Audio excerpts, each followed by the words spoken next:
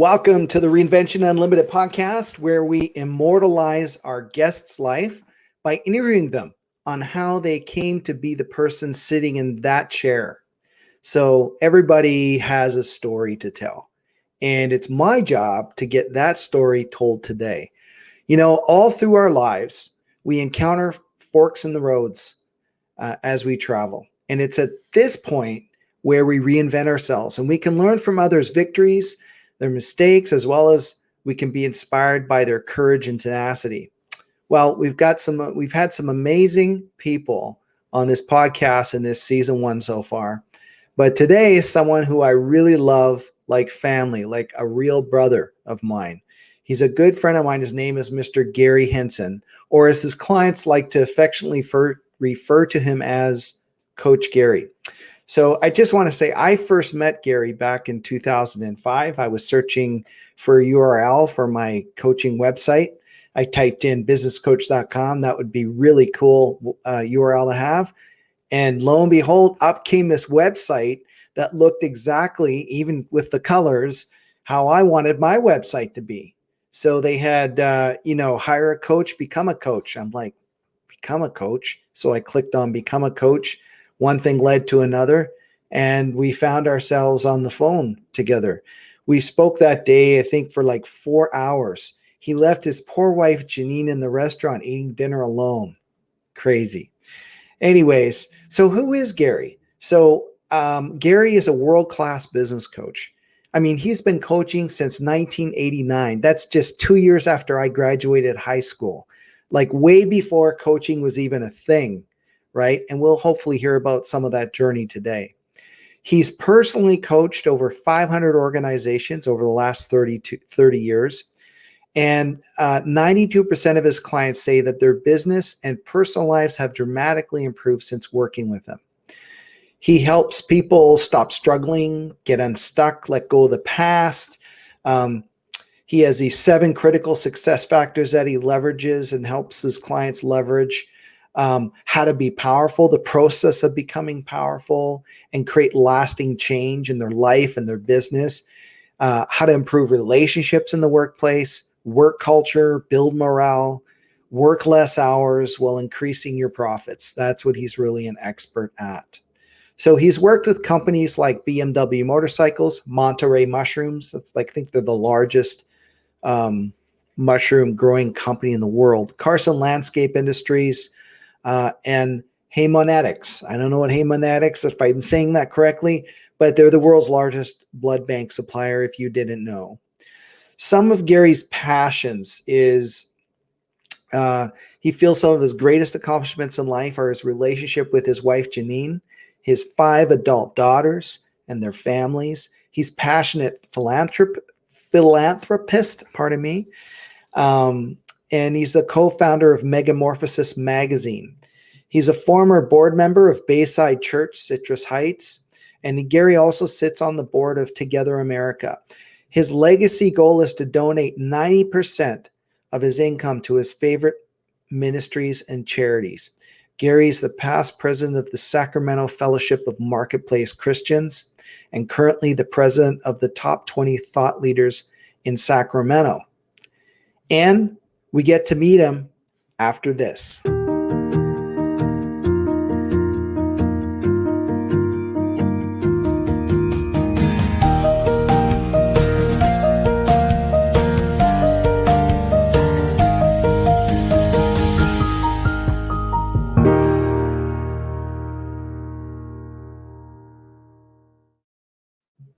Hey, buddy. How you doing, Coach George? Good. I pumped you up pretty good. Did you hear the intro? I did. I was listening to that intro like it was somebody else's. I was thought, man, that guy's doing a lot of stuff. I know. Like, who is this guy? And I know you, and I agree guy? with you. Like, it's not you, man. I'm just kidding. Wow. You know what? You know what's interesting is in the intro part, in the little video, I started getting teared up, remembering all the memories that you and I have had in these last 15 to 20 years together. Oh my gosh. And the greatest thing by far is you and I are prayer partners.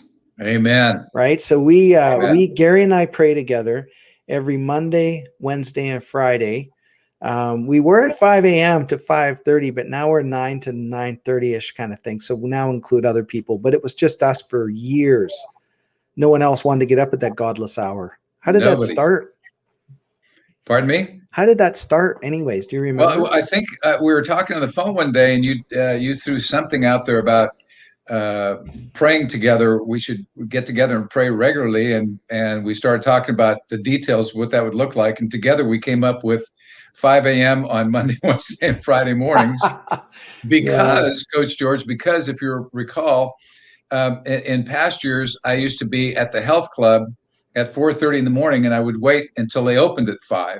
That's so right. You and I were on from 4:30 to 5:30 in the morning, praying together and sharing our life stories and how God has impacted our life in that process. And it got to be a ritual for us, a good ritual, not like a habit, but like a really good ritual.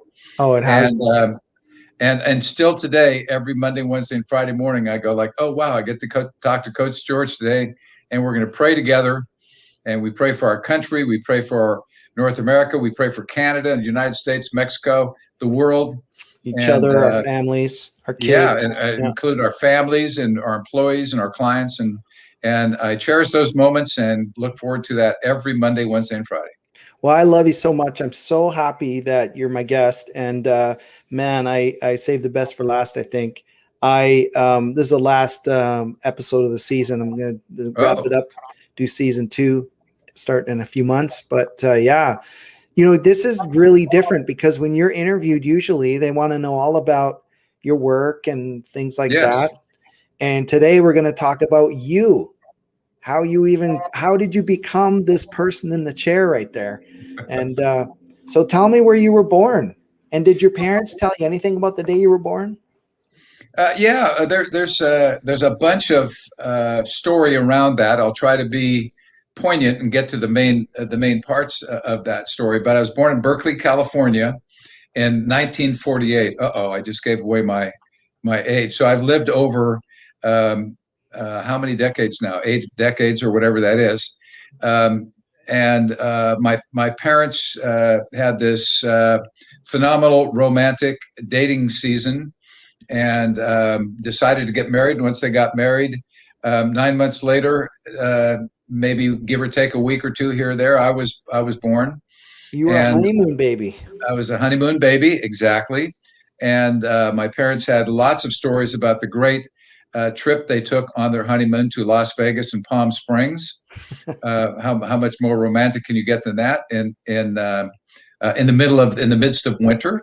Yeah. And so that's a little bit of the story about it. And just shortly after they got married, somehow I never got all the details of the story, but right after they got married, my mom and dad decided to purchase a piece of land in Walnut Creek, California. We're going to circle back around to that probably a little bit later. But in Walnut Creek, California, they bought this piece of land and had a contractor put the foundation and the framing in. And then my grandfather and my dad, on nights and weekends, built the house, the first house that I was raised in. Amazing. How long did you live there?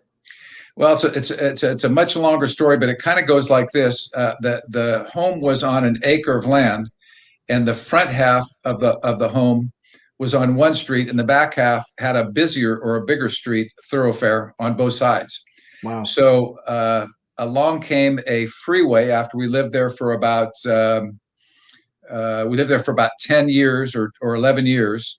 And along came a freeway and it took part of the land. So my parents built a home on the back part of the property, and they lived there for a total of, oh my gosh, I think about 35 years. They lived on that same acre of land in 2 separate homes, first on one side, and then they built a home and lived on the other side. That's outstanding. And your mom and dad had a really amazing relationship. Tell us about that.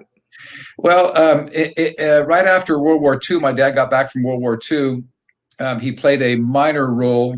He didn't get into heavy activity, but he was into some conflict in the Korean conflict. After World War II, he got back.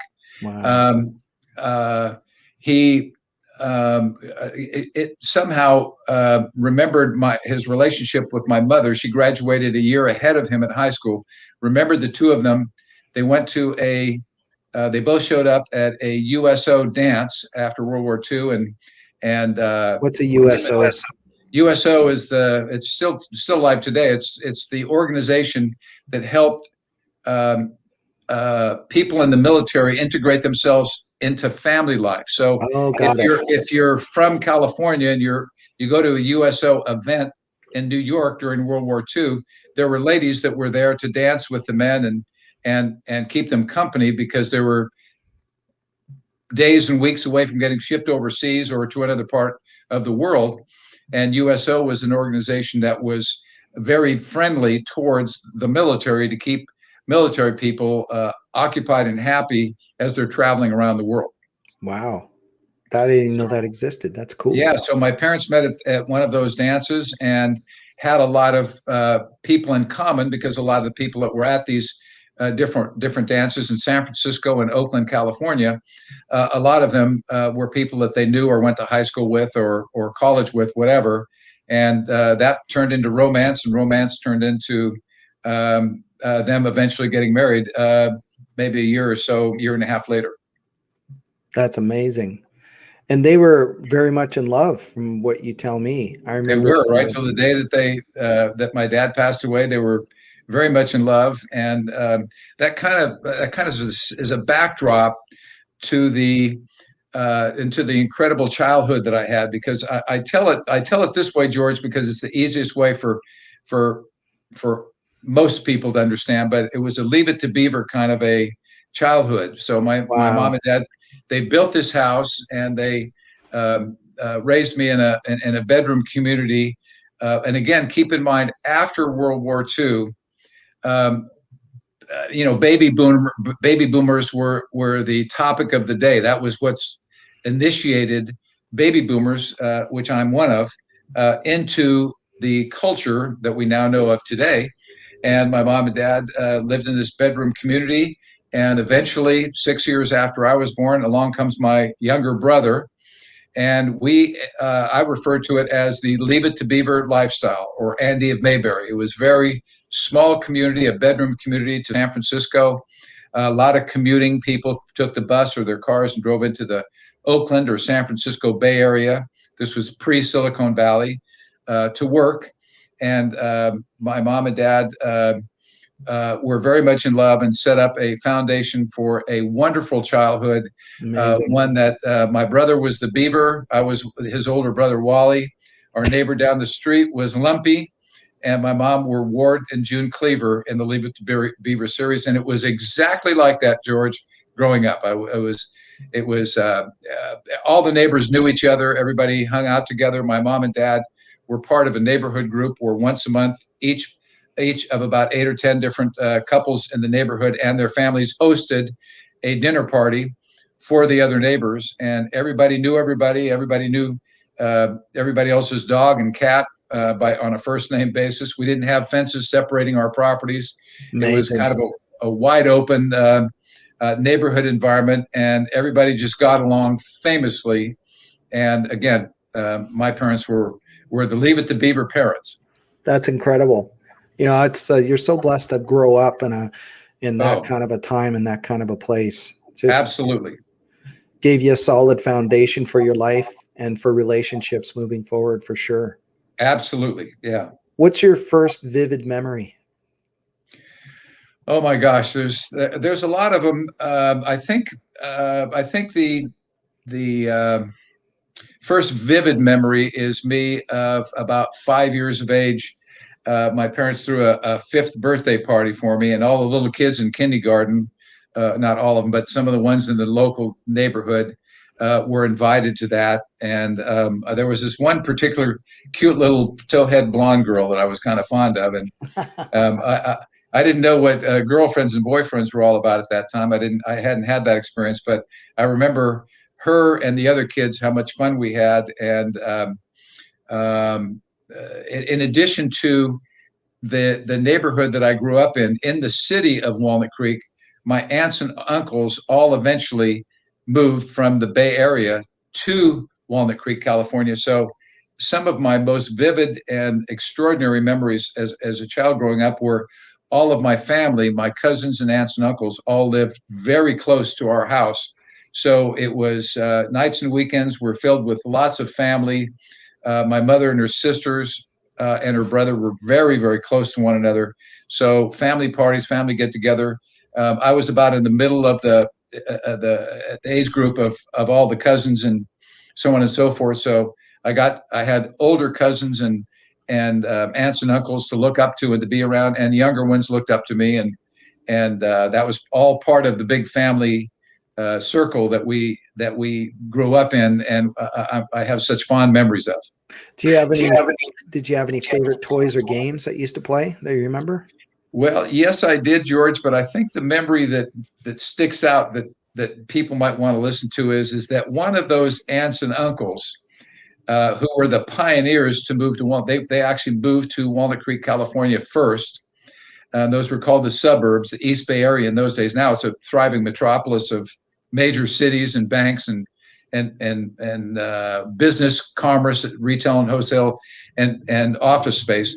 One of the pioneers, my aunt and uncle, bought a 100-acre ranch right on the outskirts of town. Wow! And they ranched and grew walnuts, pears, and apricots. And growing up in that ranch environment with this Andy of Mayberry, Leave It to Beaver kind of an environment, and then being able on nights and weekends to go out to the ranch. And that provided me two things that were favorite memories. Number one, it was a great playground. So my cousins and I ran all over the place. There was barns and that's cool. A big, beautiful English Tudor in the middle of the property, and then there were barns and trucks and tractors and all the equipment that it takes to do all of that. So those were great memories, and that was work. So you played and you worked. But my uncle and aunt and parents and family taught us work ethic. So you work really hard in the harvest season when those fruits and walnuts became available to be harvested. And then the reward was you get to go out to dinner, to drive to San Francisco or to a nice restaurant. Wow. Or to maybe in some cases a nice toy store, and you get rewarded for the work that you did and all the concentrated and focused effort that you have to put in. And there's the crops don't wait for you to be available. You've got to be available when they're available. So we always every year had on our calendars those different dates and times when you had to be available to do the work, and then the rewards come afterwards. It's amazing. My father-in-law is a farmer, comes from a farm. And through the years I've worked with and as a manager hired people from here in Canada, Saskatchewan, which is a farming area. And the work ethic is unprecedented amongst people that were on a farm. They just know you got to just work when it's time to work. And there's no issues.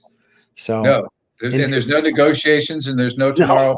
It's just, this is the lifestyle that you're a part of, and you have to be ready when the crops are ready, and in an off season you have to till and turn the dirt and water and irrigate and all those, fertilize, all those other things. Yeah. So there's seasons for all that, and they're marked on the calendar, and there's no negotiation. So is your mom and dad, you and your brother, any other siblings? No other siblings, just the four of us. So was there an Eddie Haskell in your? Yeah, of course. Yeah.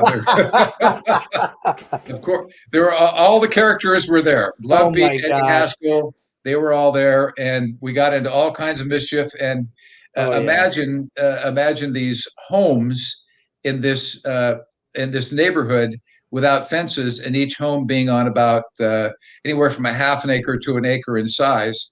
So you had between us and one of the neighbors, my dad and the neighbors built a baseball field. So we just walked out of our backyard, and my dad put a backstop up, and we played right there. And we had our own ball field, and the neighbors had a fence on one side because they had a pool. So if you hit a home run, you hit it into the pool. If you could hit the ball that far, that's what the aim was. You hit it over the wall, hit a home run, and it ended up in the neighbor's pool. That's so funny. I love Eddie Haskell. You know, hiya, men. You would just walk in. So amazing. So is that where you got your love from baseball? Was from that particular time and playing Well, baseball?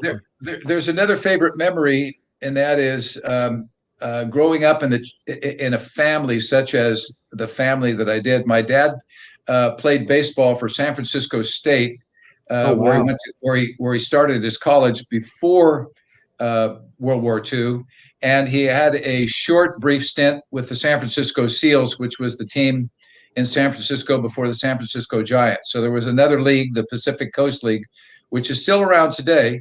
And my dad played in that environment for a period of time. So I had just a little bit of a shadowing of growing up in an athlete's household where my dad was and his colleagues that he played with in baseball Yeah. were around us quite a bit. So I had that.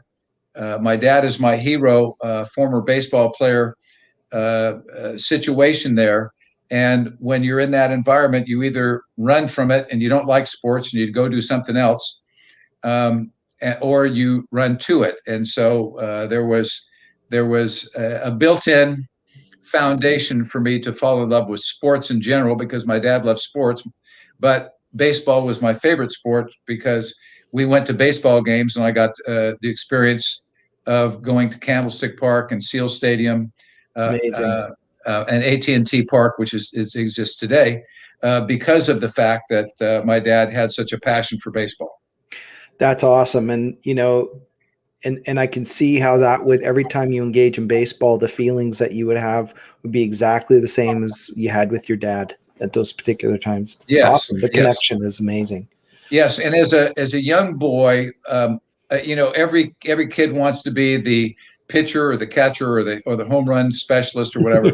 So when I started showing a lot of interest in pitching, for example, and my dad was a catcher in baseball, both in college and in professional baseball, then he was the natural guy to say, okay, I'll put the catcher's glove up there and you keep hitting the catcher's glove as a pitcher and coach me into that situation. So it was Wow. easy for my dad to be my hero. And it was also easy to develop my skills in baseball because I had somebody who was a coach who actually played in the game.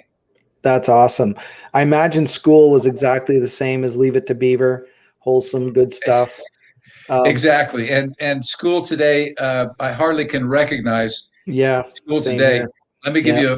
you a few bullet points. Number one, the same property that I went to kindergarten in my very first introduction to school, okay, that property also housed the middle school and the elementary school. So I went from kindergarten to eighth grade all in one property. There were different sections of the school, okay, but it was all the same principal, the Amazing. same kids, and all the kids went to school together. So I knew everybody year to year to year. Went Yeah. through the same thing. No, none of this moving around stuff, and people weren't as mobile. So we really had a familiarity with all of the kids that I went to kindergarten with all the way through eighth grade, and then I went to high school after that. There were, in fact, by that time, two different high schools. So there was a Okay. split, and half the kids went to the high school that I went to, and the other half went to the competitive high school on the other side of town. That being the case, my parents, by accident, built this home right in between the two schools. So I walked to school 10 minutes going one way for the first half of my life. And then my high school, the last 4 years, I walked 10 minutes, or when I got old enough to get a car, drove down the street to the high school that was right down the street. So we lived right in between both schools. And it even made it more Leave It to Beaver, Andy of Mayberry like. Wow. Growing up because it was just it was all right there. We didn't have to commute anywhere. I didn't have to take any buses or do any of that. It was all available to me right in the midst of the street that we lived on. What kind of student were you? A terrible student from the beginning to the end. I'm not surprised. How's that for being blunt? Didn't enjoy being a student. Did you have a favorite subject at least or anything? I did have some favorite subjects. For some reason, math and reading kind of became easy to me. Oh, So okay. those were natural subject. And of course, I love PE Oh, yeah. because it was mostly about sports that I love to play or developing my sport. So it became a natural to enjoy those three topics. Well, you made it through. You graduated, so that's I good. did. Uh, can you think of someone in your childhood that had a big impact on you? Oh boy, too many to mention. I'll mention a couple of them, not necessarily in order of importance or chronological order, but I was just telling somebody this story the other day about my uncle that bought the ranch. He was just a really fun guy. He came from a great background. He was second generation Italian. His father came over here in the traditional immigration Ellis Island kind of a story from directly from Wow. Italy to the East Coast and then eventually to the West Coast. And his dad was a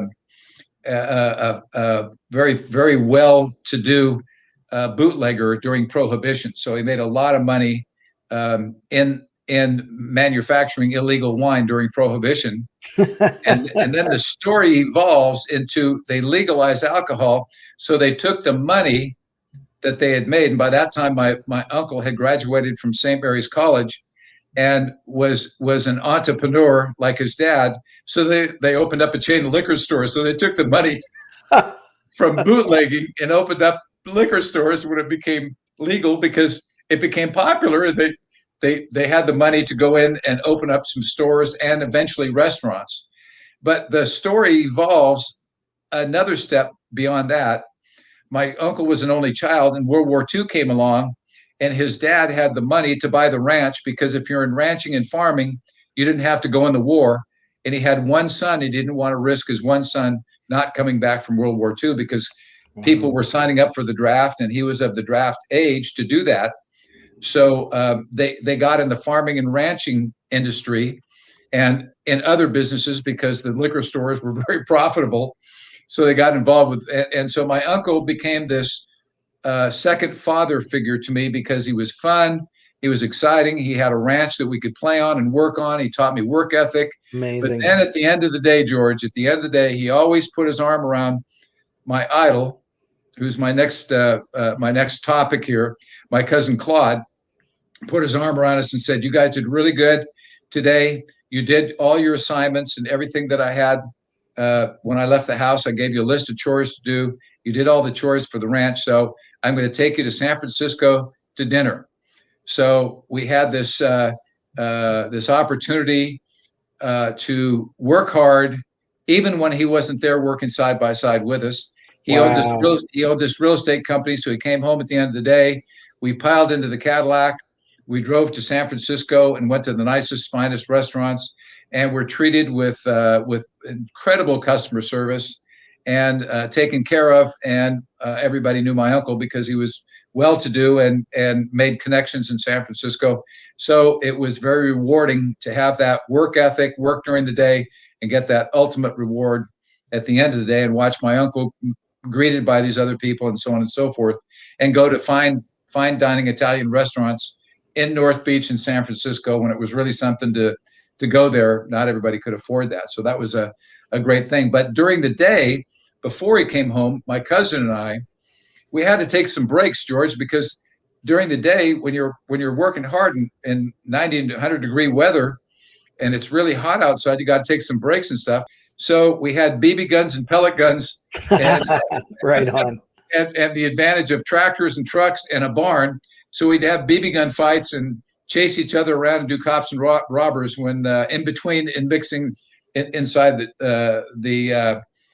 inside of the heavy burden workday. So we had a chance to take some time off, and not every day had chores. So there was always Sunday and evenings when we didn't have to work, and we had a chance to do mischievous kinds of things. And I was telling somebody the other day that my cousin was 5 years older. So when he started smoking, shortly thereafter, I started smoking. When he started drinking alcohol behind his parents' back, I started drinking. And He was such a good influence on you. Yeah, when he would have his dad teach us things like how to barbecue and how to set up for the family parties and stuff, because they had a big lanai in the backyard where we could have 20, 30 family members all over on one day. He would teach us how to do some things to get prepared for the oncoming events of the weekend. So That's uh, just awesome. just wonderful family life, and just bringing people from German influence, my mother's family, and the Italian families that mentioned that integrated with the German Austrian influence. All of them being second generation or first generation immigrants, made for a very healthy and happy lifestyle. And there was lots of love and lots of caring, lots of relationship, deep relationship there that got me off to a great start as a young man. That's amazing. Did you? So, what dreams and goals did you have for your life when you graduated? Do you remember? Well, the direct answer to the question is throughout my high school years, I fell deeply in love with this young lady who was a couple years younger than I was, and so my dream was to get a job. If I thought if I could make $1,000 a month as an income, that was my goal, and then ask her to marry me, and we would raise a family. And on that $1,000 a month, I could purchase a house, and we would have the American dream. So Nice. that was the first goal. But nature taking its course, I took a little deviation from that, and I was in the retail toy business, working for a chain of toy stores when I was in high school, and the wholesaler, the person that sold us our toys, eventually had their eye on me and offered me an executive position to work in Oakland, to be one of these commuters I was talking about, work Wow. in Oakland and get an executive position. And that $1,000 income dream that I had quickly became incapable of supporting a wife and a family on $1,000 a month. But I made more than that with this executive position and had a chance to grow inside of the organization. So I quickly started using my parents and my aunts and uncles' entrepreneurial skills to climb the corporate ladder right out of junior college, and drop out of junior college and get into full-time executive career and launch my career. And it was more fun than anybody should be allowed to have. Let me just leave it that way. That sounds like a blast. It was work, but the toy industry, which this company also owned a sporting goods and hobby Oh, wholesale wow. company. So Yeah. I had at my disposal all kinds of sporting goods and hobbies and toys, and that I could give to my nieces and nephews and cousins and stuff like that, and their kids. So it was just really, really a blast, going from a great childhood into a great occupation that really they gave me, it took me to the next level, should I say. They polished the apple at a level that I didn't know existed. That sounds awesome. How long were you there for? I was in the industry about 7 years in the wholesale side of it, Yeah. and that was over two different companies. A recruiter recruited me away from the original company, went to work for a second company, and was there for a couple of years before I changed careers, and got excited about a different level of executive sales. Which was? I got into the printing industry, Oh, and I yes. worked for one of the largest printers in the entire world at the time. They eventually dismantled the company and sold it off in pieces, but it was an international company by the name of Diamond International Corporation. And at the time, they were one of the world's largest manufacturers of printed matchbooks, wine labels, business forms.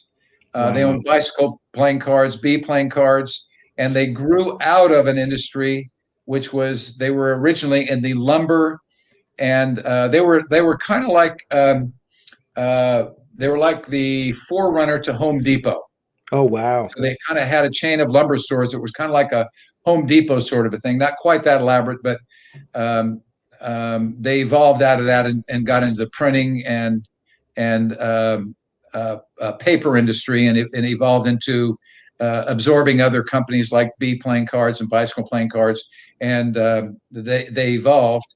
And during that time period, I was there for about 5 years in that industry. I met one of the other salesmen in another division, and he kept we exchanged leads from department to department. He helped me and I helped him. Yeah. And he kept saying to me, you know, someday we need to buy our own printing plant. We need to buy our own printing business. Hmm. And I thought it was a good idea. And I had an entrepreneurial spirit.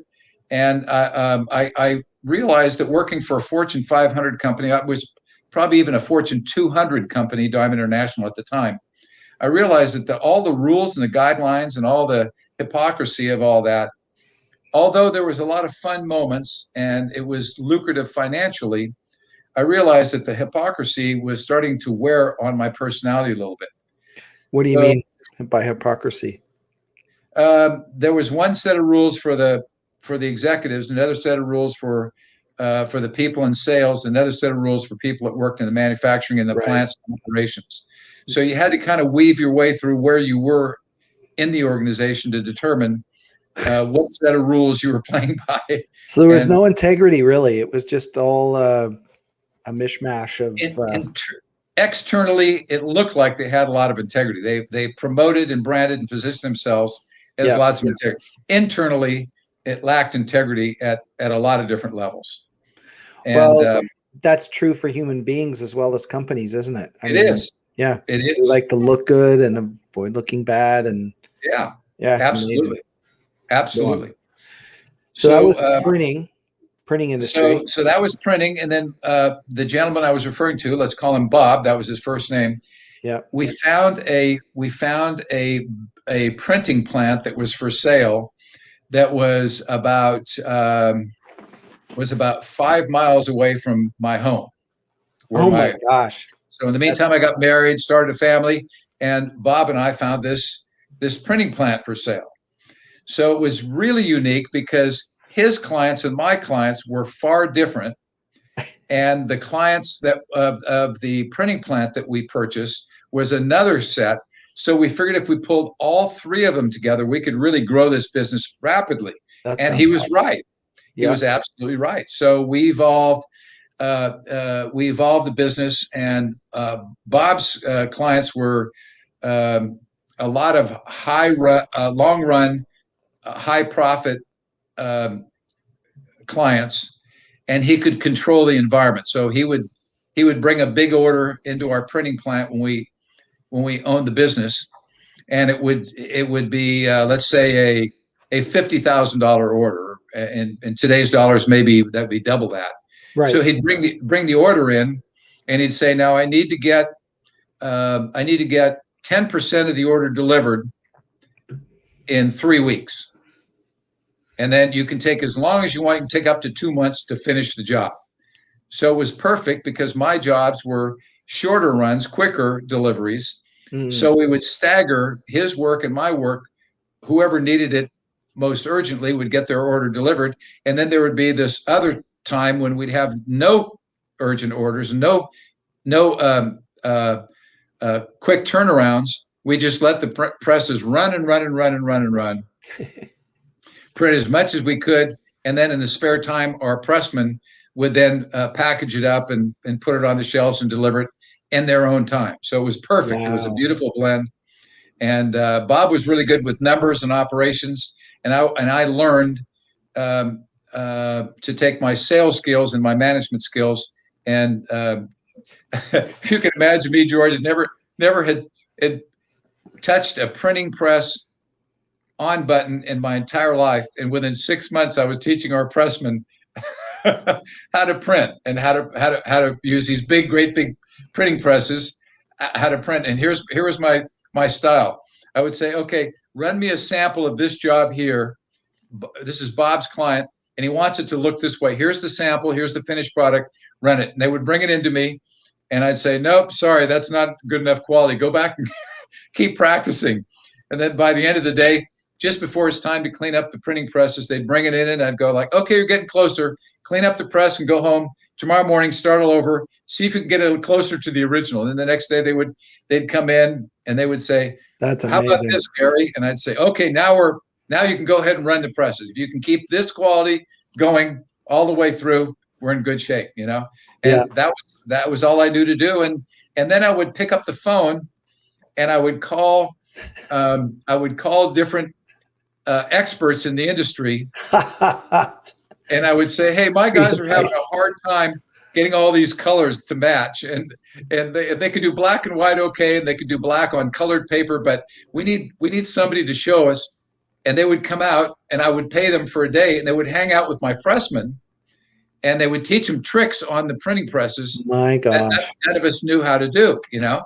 And I couldn't afford those guys to come in and work for me full time because they all had union benefits and 401k plans before there was a 401k plan, whatever they called it then, et cetera, et cetera. So they would come in and they would work with my guys and I would pay them for a full day to come in on their day off or on a weekend or whatever. Wow.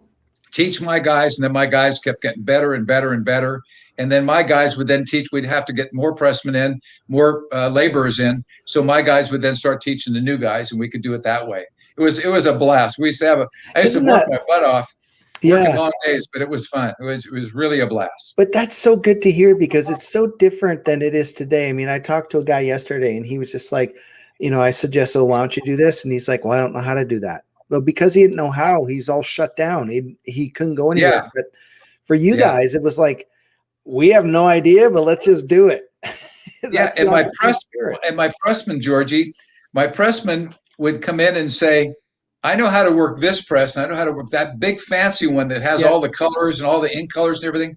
I don't know how to do that. And I say, okay, just print these orders over here that you know how to do and do a good job and put them to the side. And Friday, we're having a color guy come in, and I'm going to pay him to spend the whole day with you, and he knows how to run that big fancy press. Or maybe it was the manufacturer's rep or whoever.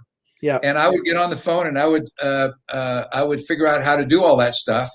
And we had we had an art department that did all the arts and made the plates and all the back end stuff, right? Before it came to call it pre-press and artwork department. Yeah. This guy was in his 70s, Georgie, and he was an artist from the word from the word go. He would go home at night and play his piano, and his cat would sit up on his piano, on his baby grand, and he would play the piano until wee hours at night. He loved playing the piano. At work, he would create all these designs, but he knew enough about the industry that he would come in and show the pressman, you're running this with too much water on the press. That's why the color is a little too light. Or you got too much ink. So he could even help them just a little bit enough. Oh, that's awesome. To tell them. But he was very temperamental. And when they couldn't do it, he'd get really, really angry. He'd start waving his finger at him and say, no, I didn't tell you to do it that way. Too much water, too much. So I had to be the referee in between these guys in between times. Wow. And it was just, but we all became like family. And they knew that I was the boss, and they knew that I worked for this big company, and that Bob, my partner, worked for this big company. Okay, and he stayed working for the big company, so we only had one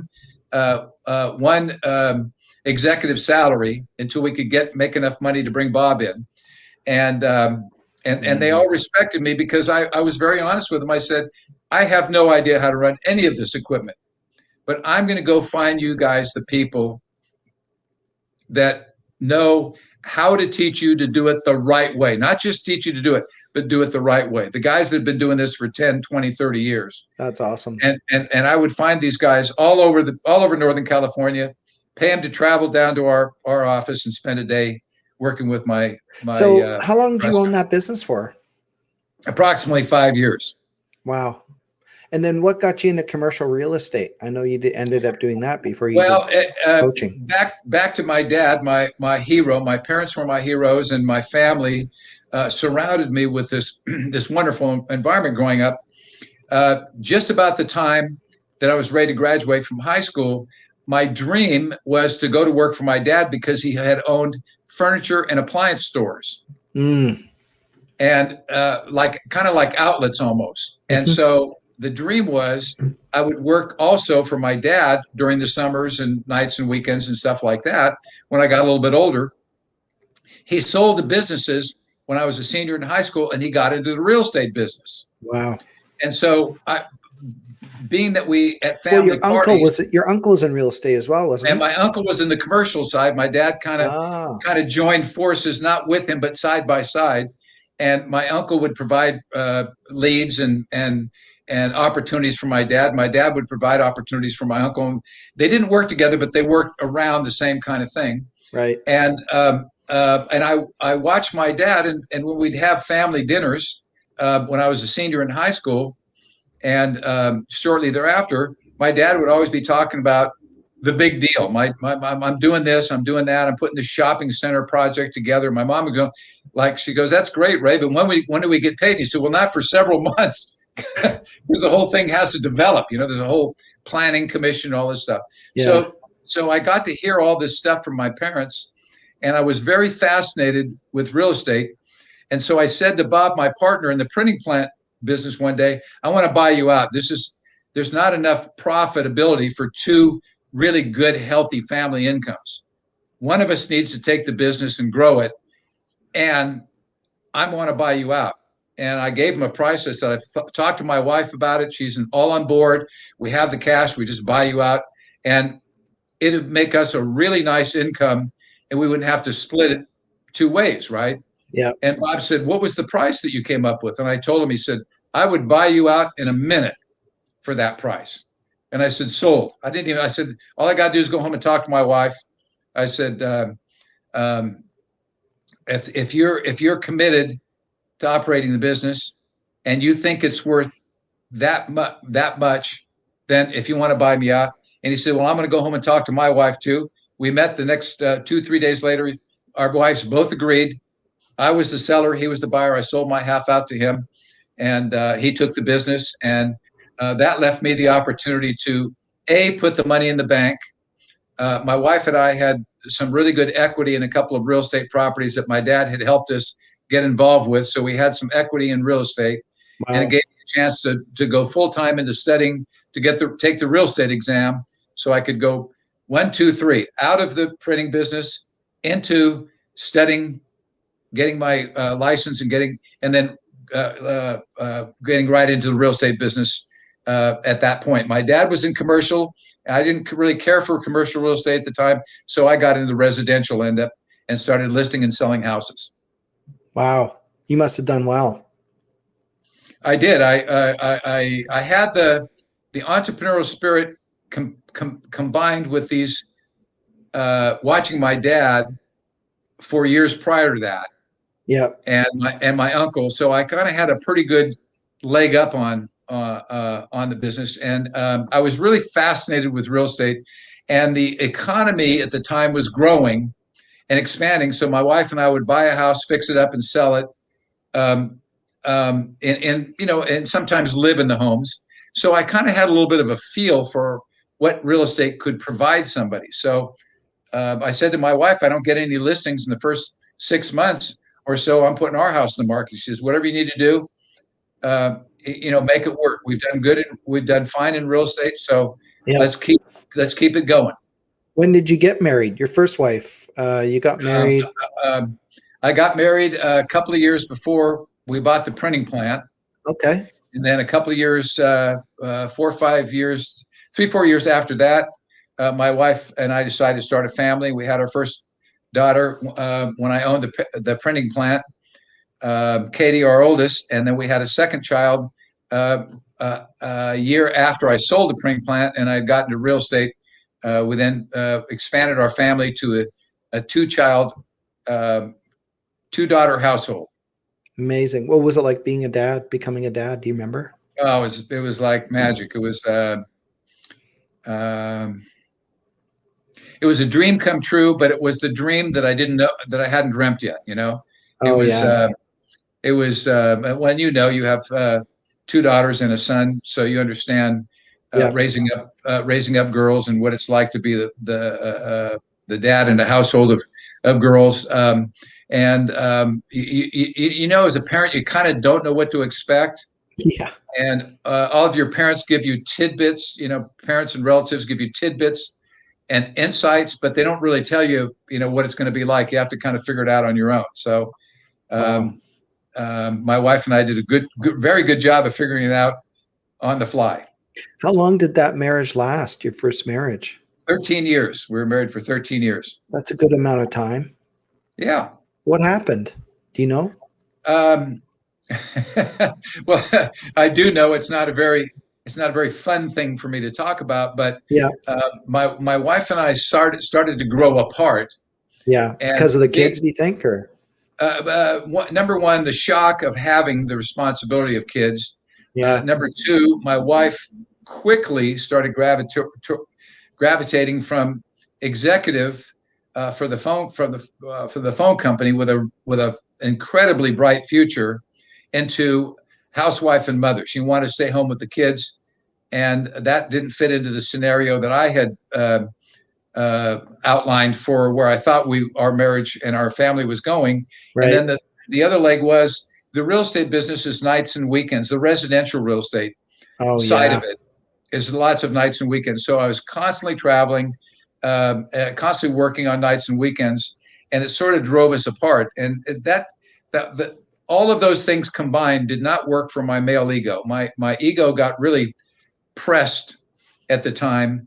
Amazing. And I started getting more and more involved with work and my buddies at work, and less involved and being a husband. I think I was a pretty good dad, but not that great of a husband at the time.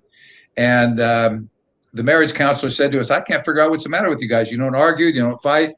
I don't know what the rub is here, but it just seemed like we grew apart. Her more in a motherly role, me more in an entrepreneurial role." Wow. So that ended 13 years. That's a long time. Yes. And then so you're doing residential real estate, and then Yes. something switched. You started doing commercial. Yeah. I didn't know my residential career was kind of coming to an end, Okay. but because of the economy flipped 180 degrees. Yep.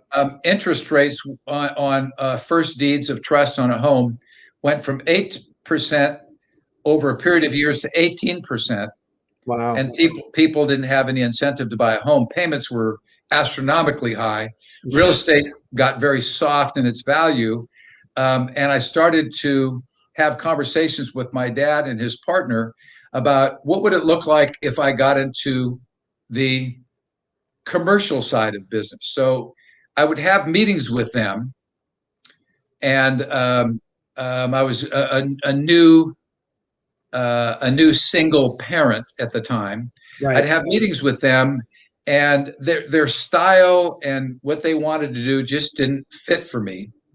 Yeah. And over a short period of time, I met a gentleman who's another one of my very good best friends, and he had some residential and some current commercial real estate.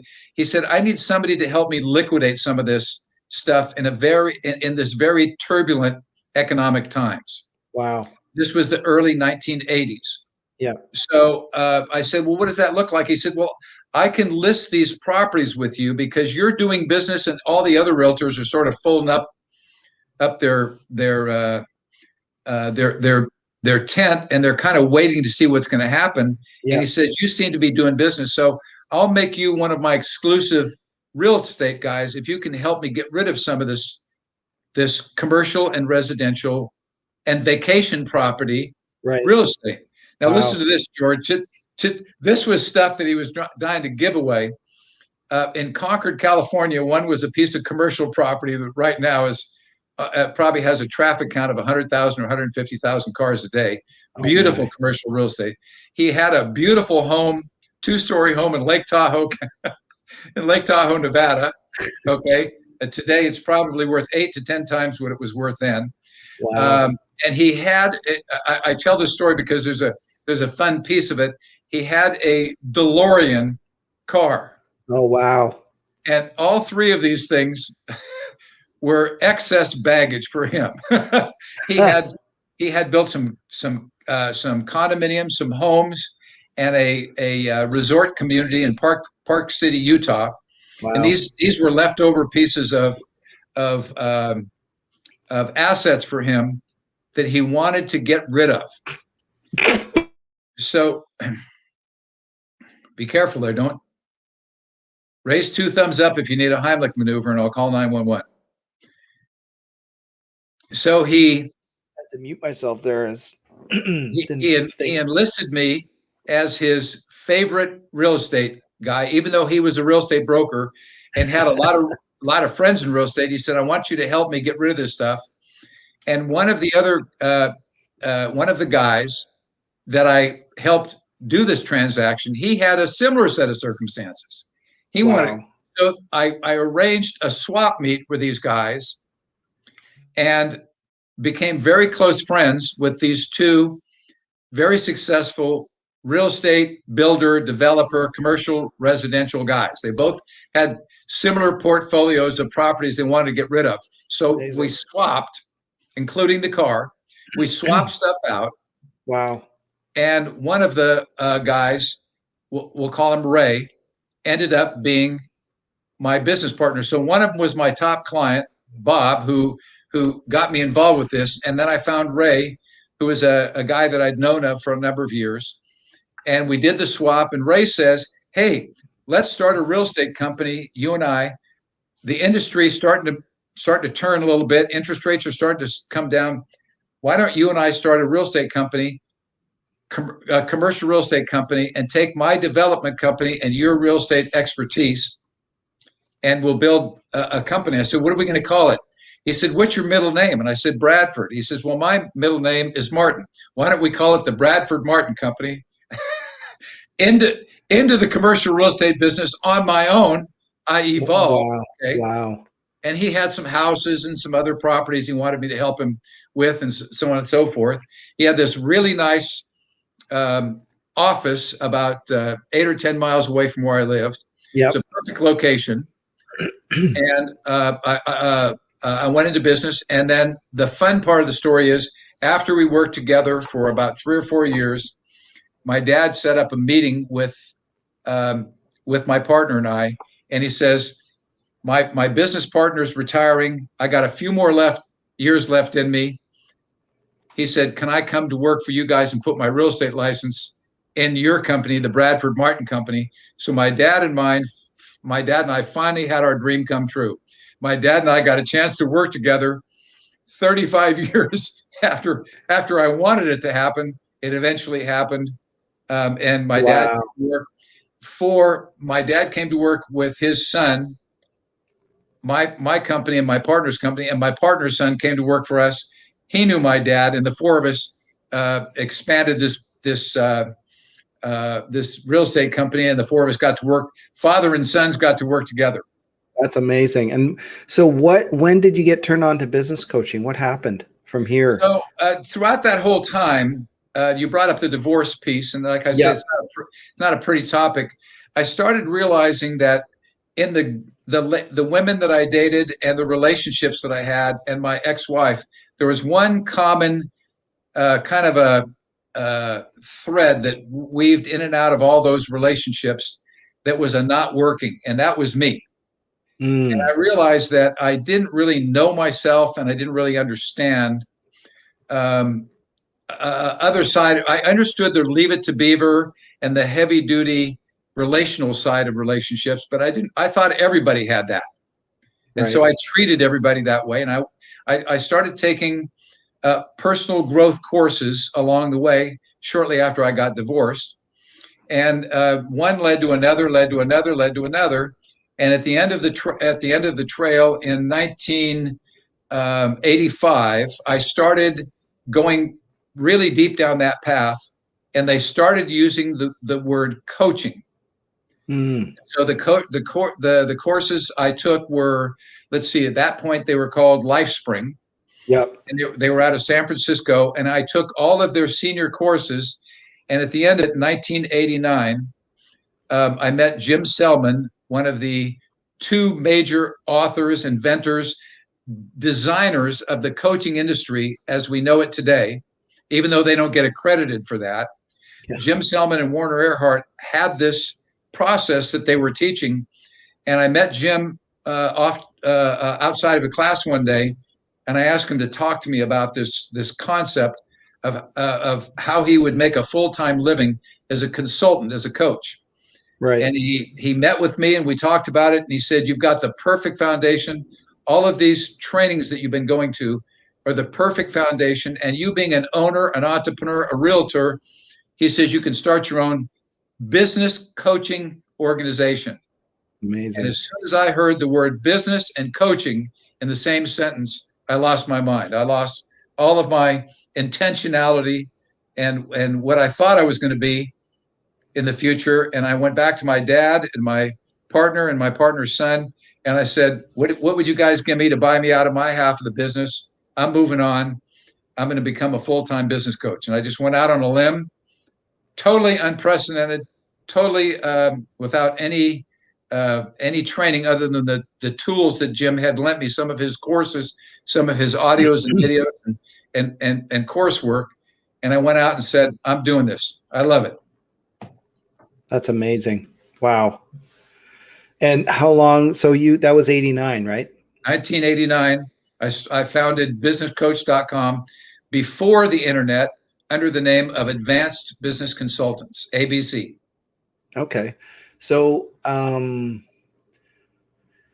the internet came out, yes, which was shortly after that, I think 95, the World Wide Web was out in 95. Is that when you changed?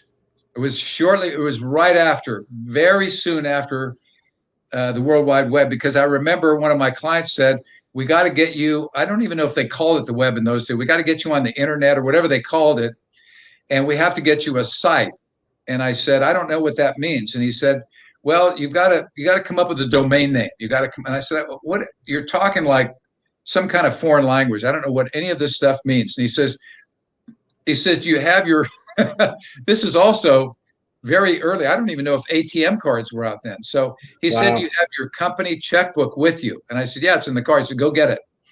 And so I got the company checkbook and came back. He sat me down. He says, I'm going to help you come up with a site. I don't know if they call them website, whatever they call them. Right. Very early days. And he said, fill this form out, put all your name and your address and your company name and all that stuff in there. I filled it all out. He said, so what's your domain name going to be? I said, come on, you're talking all this language to me. I don't know what any of this means. I don't even want to do this. Let's skip the whole thing. He said, make the check out for $35 to whoever the domain name company was at the time. Yeah. And he says, what do you do? And I said, I'm a business coach. He said, well, let's call it businesscoach.com then. Let's have your domain name, your first one, be businesscoach.com. I said, whatever you say. So I gave him the check. He mailed it in. He mailed the form in. A couple months later, I got this stuff in the mail and said, here's your domain name, businesscoach.com. And the company name was still at that time Advanced Business Consultants. So go ahead and set up your thing. So I had to go back to him. He was an architect. He was a client of mine. And I said, I don't know what to do now. He says, okay, I'll set you up. It was like wallpaper background. I remember those. It said Gary Henson, founder of Advanced Business Consultants. It had my phone number on it. And then somewhere on there, it had businesscoach.com or something to do with that. Amazing. And people want that domain, don't they? Oh, yes. I've turned down over six figures offers just for the domain name, not for the business, not for what we've built in 30 years. I've turned down over six figures just recently, as recently as a couple of weeks ago. Think you'll ever sell it or no? It's a tough question to answer because, as I told the guy that the last negotiating partner that I entered in, we're meeting again next week, so the conversation's not over with yet. As I said to him, everything's for sale. It's just a question of what's the price. You know, if it becomes lucrative enough to make it worth my while to sell, I do have other similar domain names that I can hang my hat on. Yeah. And so if the numbers get big enough, then I got to go to my business partner, my wife, and the love of my life, and say to her, is it worth it? for this number. Now, she told me as recently as this morning when we were driving to work together that she and God have come up with a number that that is a big enough number that she would say yes to. She said she prayed about it, and God said, if you get this number, it's worth it. Okay. Now, I'm glad you brought her up. How did you meet her? Janine. How did you meet Janine? Janine was, let's see. So we founded businesscoach.com under the name of Advanced Business Consultants in 1989. Somewhere around 1991 or 92, I get this phone call one night through the Yellow Pages. Now I have to take a deviation here, George. The Yellow Pages. Nobody knows what the Yellow Pages are. So there used to be these big books that you'd get, had advertisements in it, and it had everybody's phone number in there, landline phone number, and the Yellow Pages were the commercials.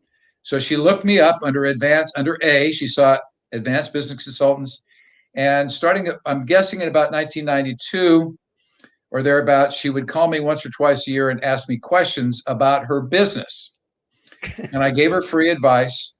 And about the fourth or fifth phone call over about 18-month period, she said, tonight's topic, she would call after work because she was working during the day. Tonight's topic, do you have time? Yes. And I figured at some point she'd probably become a paying client. But in the meantime, you got to, give people a look at what you do and give them some advice. Right. So tonight's topic is marketing and branding our business. So at the end of the conversation, I said, you're in luck. I belong to a leads group. We have about 50 people in our group. And the lady who has the housekeeping company just resigned just this morning. Wow. And that position is going to be filled and gone if you don't show up next week at our meeting and put your name in the hat right away.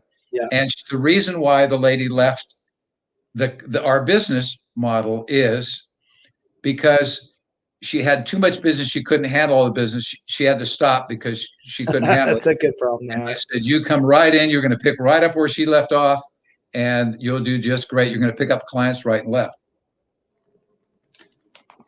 So the following week, we met. Soon thereafter, we fell madly in love with one another, as did all the other single guys who were in the breakfast club. But she seemed to be gravitating in my direction. I happened to be the president of the group. Oh, yes. So she had a little leverage there. And we fell madly in love with one another. And we started that short dating period of 7.5 years before we decided to tie the knot. Oh, my gosh. How come it took so long? Well, I never really saw it as that we were serious. Was dating off and on for years because there's 19 years difference in our age. And I felt that was just too big of a gap for any young, really attractive, smart, entrepreneurial lady like my wife. Yeah. I felt that anybody that was that on the ball, they weren't going to marry somebody 19 years of age. But she thought different, and I found out she's also a pretty good salesman because she sold me on becoming a full-time husband and full-time coach for her business. That's amazing. That's actually pretty good. Wow. And so then what year did you guys get married? Well, let's see. 2000. Wow. My gosh. In 2000. You've been married over 20 years. We've been together over 20 years. And we probably should add that we have a blended family because I had 2 children from my former marriage. My existing wife had three daughters from her former marriage. So we together raised and are still raising 5 daughters and 5 grandchildren. That's awesome. Congrats. That is so amazing. Yeah, thank you. We enjoy every minute of it. So what's your current philosophy of life? Current philosophy of life? Yeah. Well, that's a deep question because you get into a lot of different philosophical areas of your life. Okay. Yeah. So I'm 72 years of age. There's something to be said about being very healthy and very happily married and have a wonderful family at 72 years of age. Okay, so that's Yep. one thing. Yep. But I think the foundation of my life and the foundation of my marriage and my family and my philosophy is my deep focus and deep centered on my relationship with Jesus Christ as my Lord and Savior. And I want anybody that watches this to hear that not as something cliche or something that you do, but it's something that you bring into your heart and something that you stand for because you understand and that our God is a living God and he is the God of all gods. So it's somebody that I speak to and pray to all the time and have a personal relationship with. It's not just a go to church on Sunday kind of thing. So it sounds like you had quite an experience with God. How did that happen? When Janine and I first met and we started dating, she had a previously pretty close relationship with God and had kind of strayed away from that. I had been, by my own explanation, not formally, but had been excommunicated from the Catholic Church because I was married and divorced, and therefore you don't qualify to be part of the Catholic Church, or you didn't in those days. I don't know the rules now. And so we just partied really hard off and on for about 7 years before we decided to get married. But just before we got married, I had an encounter with God, and he just said to me that this isn't going to work. You're either going to be in or out. You can go the party route and have fun and have a nice life and have five daughters and eventually have grandkids and have a nice life, and it'll be a nice life, and you're a sharp guy and she's a sharp gal, but you're going to be missing something in your heart that you're going to forever long for. Yeah. And so I explained that to Janine, and she then kind of came out of the closet a little bit and said, well, I've really been longing for that for a long time, was waiting for the right time to have that conversation with you, that we should probably go to church and be involved with our church life, not just on Sundays, but on a regular basis. And we should probably get you rebaptized. And the day that I got rebaptized, God very clearly, and I want everybody to understand, this is not like a dream or a fantasy or something that I thought that I heard or somebody told me about. Very clearly, God spoke to me, and very clearly, God said to me that I chose you for a time such as this.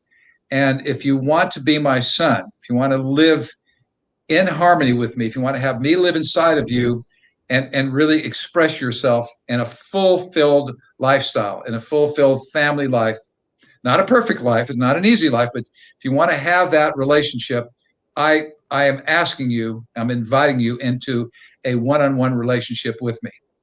And it was the day that I got baptized, he fulfilled his end of the promise, and he's been fulfilling it ever since. That's awesome. Yeah. Well, we share that. So it's the same thing here. Yes.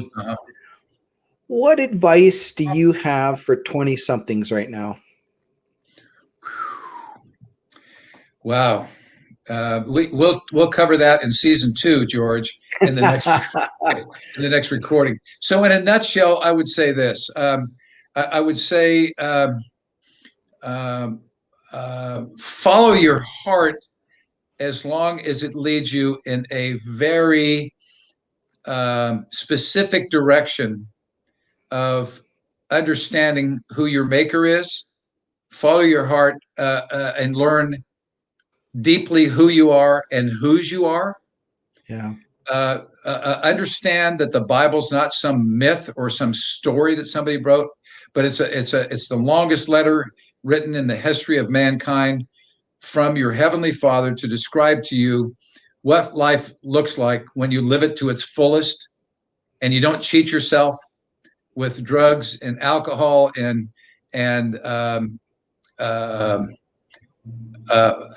unfulfilled behavior that doesn't really come to an end. Right. I don't want to say to everybody that everybody should get married or have children or buy a house and live a perfect life, but those kinds of things, when you look at them, when you get older and you get beyond your 20s, you're going to realize how powerful it is to go through life having a life partner that you absolutely have given your life to in the love of your life, to your God, to your spouse, and to your children. and how fulfilling that can really be if you live life to its fullest and live by the rules. The Constitution, if you live in the United States of America, the Constitution was written for people like you and me so that we can live it and live life to our fullest by one set of rules. God has come up with the Bible and dictated that Bible to specific people so we could live by one set of rules, or the 10 Commandments, if you want to look at it that way. And when you do that, then life is fulfilled. When you get off the rails and you get outside of that, then you start experimenting outside of life as it's designed to be. Adam and Eve did that, and they paid the price. I did that, I paid the price, and now you don't have to pay the price if you just follow the rules. The rules are there to help you live a fulfilled life, not to restrict you from living a fulfilled life. I heard once someone say it like this: the God gives you rules to protect you and provide for you. Yes, that's absolutely my truth. That's the way I look at it. So what would you like your children and grandchildren to remember about you?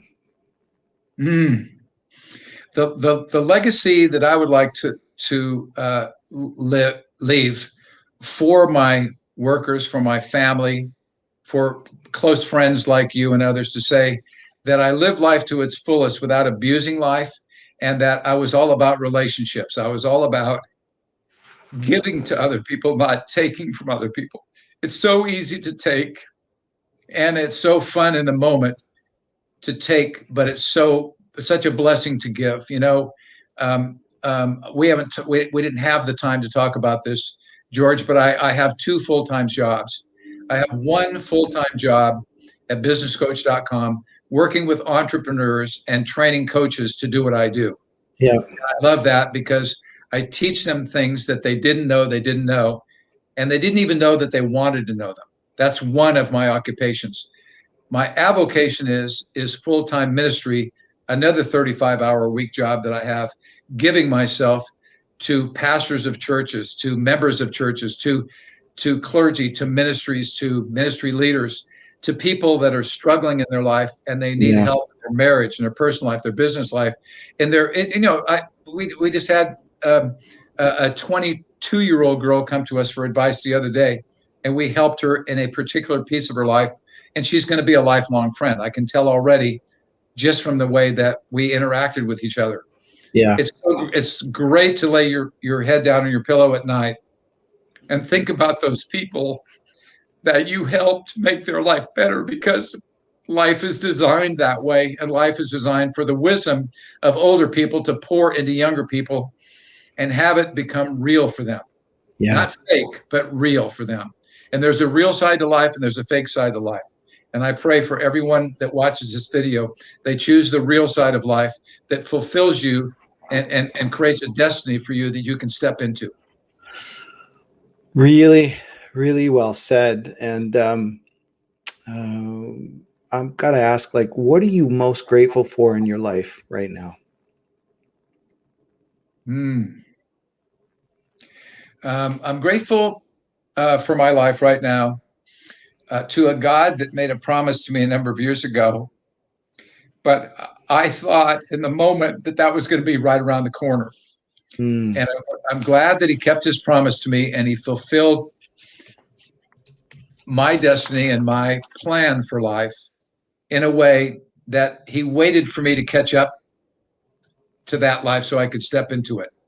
So when I get up in the morning now, I'm so grateful that God put people in my life that I can be around, people like you that I can pray with, people like our counselor, the lady that's counseling Janine and I in our marriage, people like our kids and our kids' friends and our spiritual children. I can be around those kinds of people in a way that now I know that I'm speaking the truth and I'm sharing my wisdom, that people can break off and take that with them.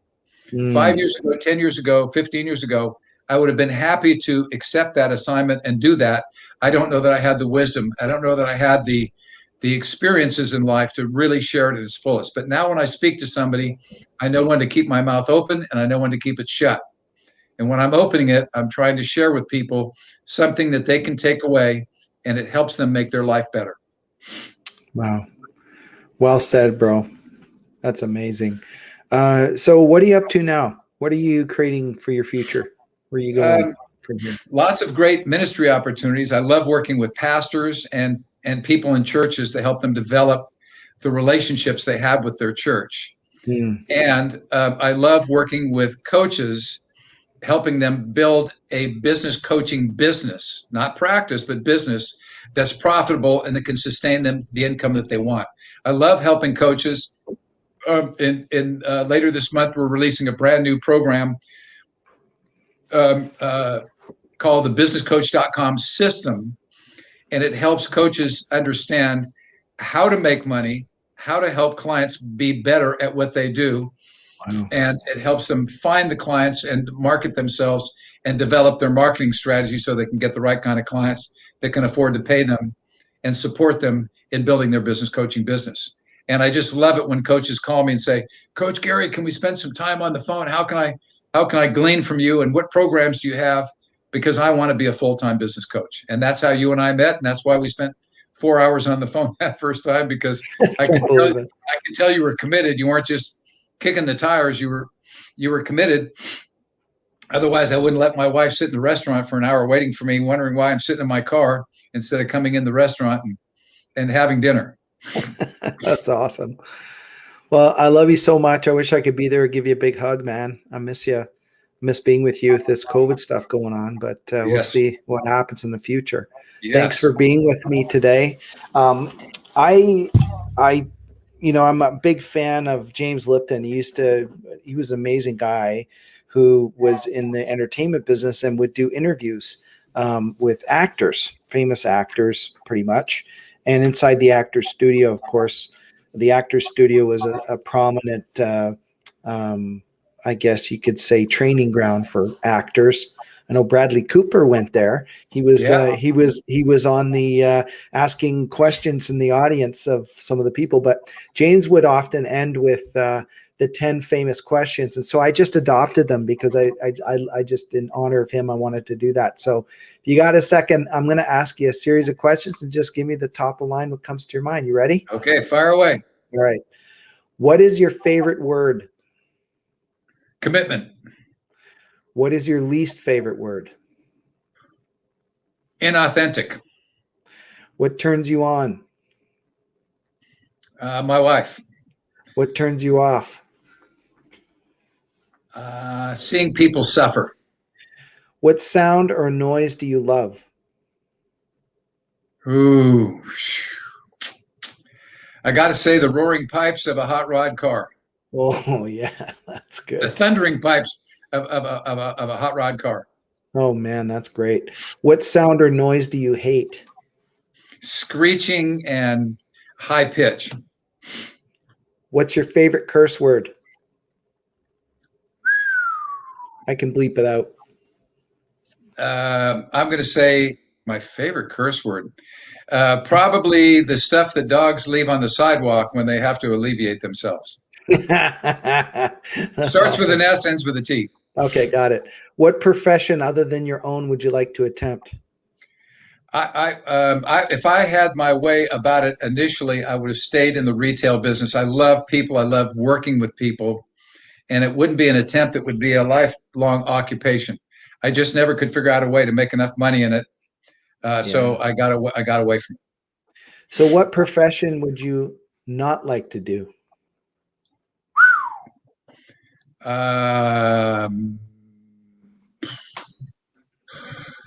Uh, Being a professor in a college.